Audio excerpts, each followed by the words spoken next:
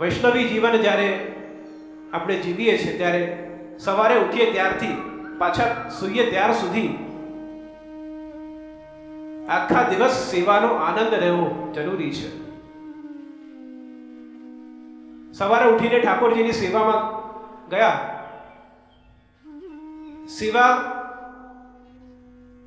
અડધો કલાક કરી, કલાક કરી, દોઢ કલાક કરી, જે પણ સેવાનું આપણા ઘરે મર્યાદા હોય એ કાલમાં આપણે સેવા કરી અને સેવા જેમ પૂરી થાય છે, આપણે સેવા કરતા હોઈએ ને પરિવારમાંથી કોઈ બોલાવે કે ચાલ આપણે જવું છે, આપણે સહજતાથી કહી દઈએ હું સેવા પતાવીને આવું છું. આપણે સેવાને પણ પતાવી દઈએ છીએ. આપણા ત્યાં પુષ્ટિ માર્ગમાં દરેક સેવા પાછળનો શબ્દનો ભાવ છે, ટર્મિનોલોજી છે. આપણે કહીએ સેવા પહોંચીને આવું છે, તો આખા દિવસ એ સેવાનો આનંદ રહેવો જરૂરી છે. એટલા જ માટે આપણા ત્યાં જ્યારે ઠાકોરજી જગાડીએ, સ્નાન કરાવીએ, ભોગ ધરાવીએ, શૃંગાર કરીએ, ઠાકોરજી પાછા પહોંચી જાય. એટલા જ માટે પિતૃચરણના આજ્ઞા કરી કે અવસરે સેવનમ અનવસરે સ્મરણમ, કે જ્યારે અવસર કાલ છે ત્યારે તો સેવા કરીએ છીએ, પણ જ્યાં સેવા નથી કરી શકતા એવા સમય શું કરવું? એવા સમય સ્મરણ કરવું. આજે મારા ઠાકોરજી કેમ દેખાતા, આજે કેમ આ શૃંગાર ધરીને આજે બિરાજતા, કેટલી સુંદર, એ સ્મરણ આખા દિવસ રહેવું જરૂરી છે. ઠાકોરજીને પઢાવીએ એના પછી એ સ્મરણ અવિરત આપણા મનમાં ચાલે, એ સેવાનું સ્મરણ અવિરત ચાલે કે ક્યારે આ દિવસ જાય અને કાલે પરિવાર પાછું પ્રભુની સેવા ક્યારે આ જીવ કરી શકે. સ્મરણ સતત થવું જરૂરી છે. એ જ ભાવથી જ્યારે પ્રભુમાં ચિત્ત પરોવેલું રહે જીવનું, એ ખૂબ જરૂરી છે. અને કયા પ્રકારથી? અથવા કૃતવાગ દ્વારે વંશેસ્મિન પૂર્વ સૂરિભિ મનોવજ્ર સમુત્કરણે સૂત્રસ્ય વાસ્તિમે ગતિ. તો ગતિ કેવી હોવી જોઈએ? કહે છે સૂત્રસ્ય વાસ્તિમે ગતિ. જેમ 100 હોય અને 100માં દોરો ફેરવવો હોય ત્યારે ધ્યાન કેવું કેન્દ્રિત કરીને અને પછી 100માં દોરો નાખીએ છીએ કે ક્ષણભર માટે પણ ધ્યાન જાય તો દોરો બહાર નીકળી જાય. સેવા કરતા સમય પણ ધ્યાન હોવું જરૂરી છે.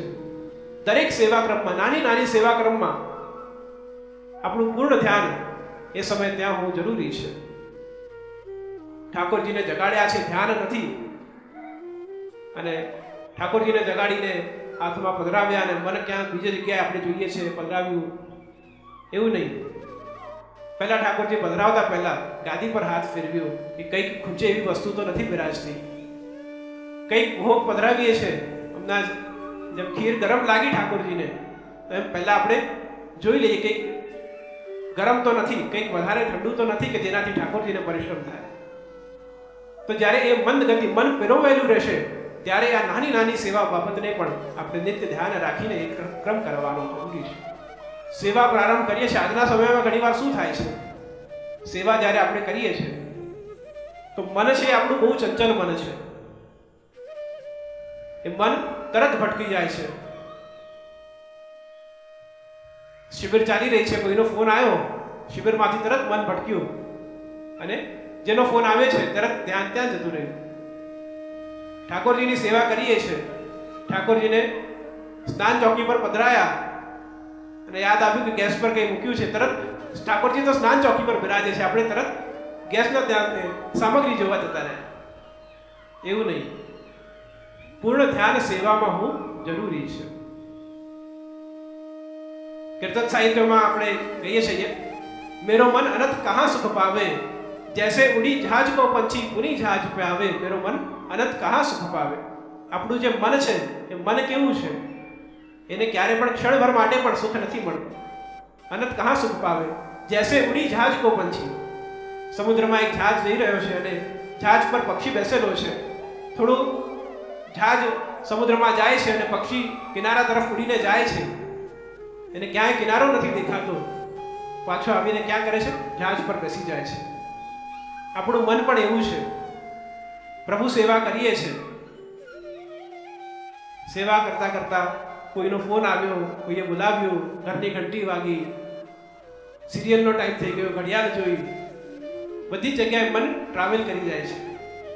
ટ્રાવેલ કરીને ફરીવાર જ્યારે ધ્યાન આવે કે આપણે ક્યાં છે, શું કરીએ છીએ, તો આપણે ઠાકોરજીની સેવા કરીએ છીએ, મન આવીને પાછું ત્યાં લાગી જાય છે. તો મેરો મન અનંત કહાં સુખ પાવે, જૈસે ઉડી જહાજ કો પંછી પુની જહાજ पे આવે, મેરો મન અનંત કહાં સુખ પાવે. તો ગતિ કેવી હોવી જરૂરી છે? તો ધ્યાન પૂર્ણ સેવામાં લાગે એ જરૂરી છે. એ જ પ્રકારથી જ્યારે સેવા શું છે, કોઈક આપણો મિત્ર હોય, એ મિત્રને ગમતું હોય એ વસ્તુ આપ કરો તો એને આનંદ આવે. તો સેવા શું છે? સેવા આપણું પ્રેમ દેખાડવાનું એક સાધન છે કે પ્રભુને આપણે કયા પ્રકારથી આપણું પ્રેમ દેખાઈ શકાય. તો સેવાના માધ્યમથી આપણી જે ભાવના છે, આપણું જે પ્રેમ છે, એ પ્રભુને આપણે દેખાડી શકાય છે. એક માધ્યમ છે કે જેનાથી સેવાના માધ્યમથી પ્રભુને આપણે આપણી ભાવનાઓ વ્યક્ત કરી શકાય છે.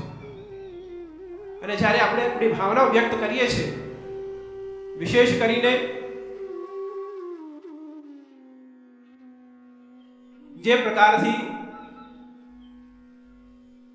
સહજતાથી આપણે ક્યાંક ક્યારે જવું હોય, આપણે વિચાર કરીએ કે ઠાકોરજી ક્યાં પધરાઈશું, આપણે વિચાર કરીએ ઠાકોરજીની સેવા કયા પ્રકારથી કરીશું, 2 દિવસ માટે બહાર જવું છે, ઘણીવાર સહજતાથી આપણે કોઈ વૈષ્ણવના ત્યાં પધરાવી દઈએ છીએ. પણ જ્યારે વૈષ્ણવના ત્યાં પધરાવીએ છીએ, આપણે તો બહાર જતા રહ્યા પછી કેટલી વખત આપણાને ઠાકોરજીનું સ્મરણ થાય છે.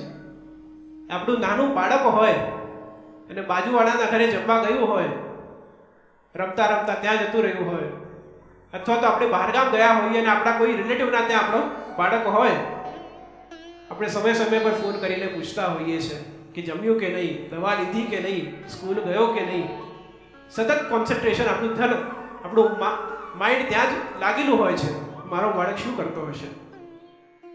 તો જ્યારે ઘરથી દૂર ક્ષણભર માટે પણ, ભલે એ જ શહેર હોય, એ જ ગામ હોય, કલાક માટે પણ ઘરથી દૂર જઈએ અને સેવાક્રમ જો ઘરે ચાલતું હોય તો સતત મનમાં એ જ સમયે ઠાકોરજી શું કરતા હશે, ઠાકોરજીએ અમને આ આરોગ્યું કે નહીં, ઠાકોરજીનું આ સેવાક્રમ થયું કે નહીં, એ સતત ચિંતન ચાલવું જરૂરી છે.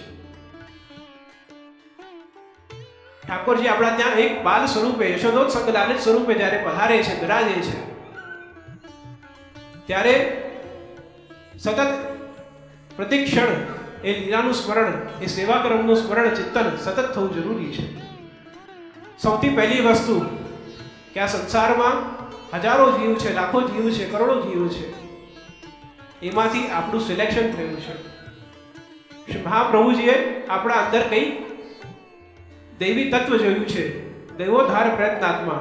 તો જે દેવી જીવ હતા કે જેના હૃદયમાં, જેમના મન મસ્તિષ્કમાં ઠાકોરજી પ્રત્યે પ્રેમ હતું, આસક્તિ હતી, એ બધા એક માર્ગમાં જોડાયા છે. બ્રહ્મ સંબંધ દ્વારા પછી આપણાને અધિકાર પ્રાપ્ત થયો છે. પહેલાના સમયમાં જે સેવા કરતા અને કરવાના હતા એમને જ બ્રહ્મ સંબંધ દીક્ષા પ્રદાન કરતા, કે જે નિશ્ચિત હતું કે જે સેવા કરશે જ. એટલા જ માટે 2 દીક્ષા છે, એક નામ નિવેદન છે અને એક આત્મ નિવેદન. તો બ્રહ્મ સંબંધ દીક્ષા ત્યારે જ પ્રદાન કરતા કે જ્યારે એ સામર્થ્યવાન વૈષ્ણવ બનતો કે આ સેવા કરવા યોગ્ય છે, અને પછી સેવા પધરાવતા અને પછી માર્ગ બતાવતા. તો આપણે કોની સેવા કરીએ છીએ? તો બાલ સ્વરૂપ શ્રી કૃષ્ણની સેવા કરીએ છીએ. અને કેવા કૃષ્ણ?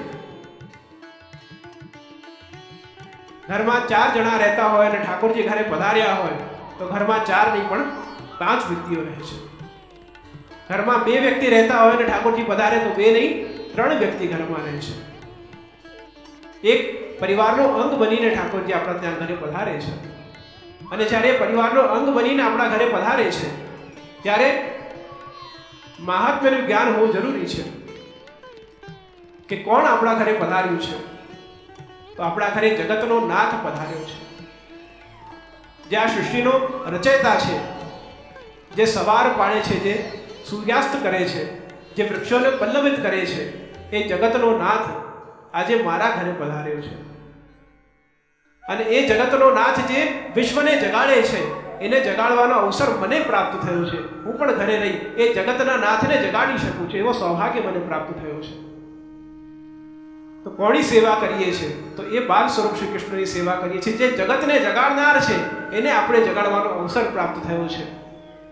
જે જગતને પોષણ આપે છે એને અરોગાવાનો અવસર આપણને પ્રાપ્ત થયો છે.